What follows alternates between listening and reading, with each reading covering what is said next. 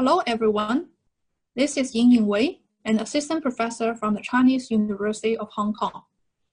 Today, I will talk about detection of cell type-specific Risk-CpG sites in Epigenome-wide association studies.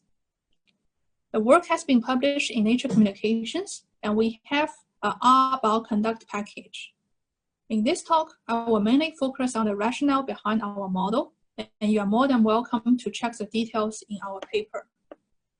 In EWAS, we aim to identify those CpG sites whose DNA methylation levels are associated with traits of interest. One complication with EWAS is that we usually measure tissue that consists of many cell types, for example, the blood. Ignoring the cellular heterogeneity among people can lead to a large number of false positives. People have attempted to develop methods that can adjust for the cellular heterogeneity, which actually have led to very hot debates. An extra issue is that, as shown by this genome biology paper, those methods that control the false positive well actually can suffer from very low statistical power. What is the problem? Let's look at a toy example. Here we have two cell types, and in the normals, 40% of the cells are T cells, while in the patients, 10% of the cells are the T cells. Here, we assume there's no measurement error. If you see a difference, there's a difference. The underlying truth is that only the fourth CpG site is differentially methylated in the white blood cells, but not the other CpG site. However, if we directly compare the aggregate level observations, then we will wrongly claim all these CpG sites are differentially methylated. Moreover, we want to identify not only that the fourth CpG site is differentially methylated, but we want to know that it is differentially methylated in the white blood cells, but not in the T cells. Now let's give a quick review of the previous traditional methods for EWAS. They can be categorized into the reference-based and the reference-free methods. For the reference-based methods, we measure the DNA methylation levels of pure cell types a priori.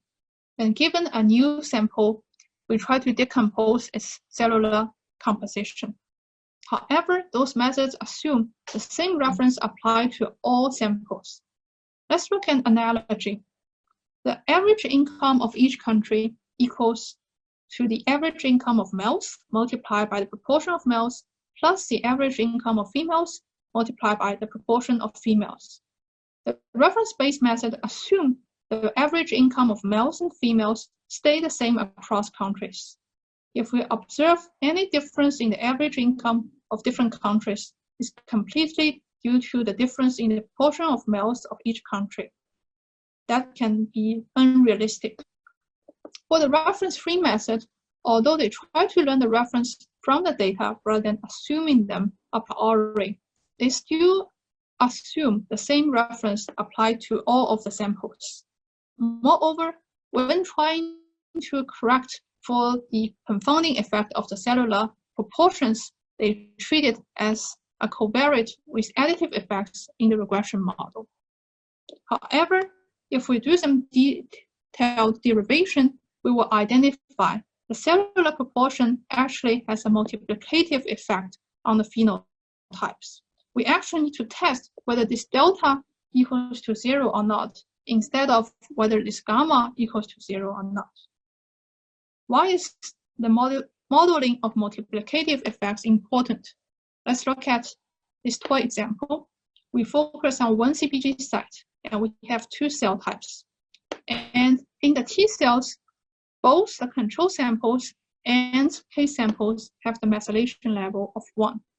While for the white blood cells, it is unmethylated in the white blood cells in the control samples, but methylated in the case samples. We can see the difference is equal to 1 in the white blood cells, the largest possible difference for DNA methylation data. However, if we look at the aggregate level data, the difference attenuates to 0.2. As a result, the additive effect model failed to detect that this CpG site is differentially methylated. In contrast, if we adopt the multiplicative effects model, we will not be able to not only detect that this CpG site is differentially methylated, but also identify that it is differentially methylated in the white blood cells, but not in the T cells. For all those reference-free methods, no matter direct decomposition-based or PC-based, they all wrongly treated the cellular composition as additive effects. In our proposed high model, which stands for high resolution, we build up a hierarchical model that accounts for the multiplicative effects. We let the DNA methylation level for each cell type to vary from person to person, depending on the phenotypes.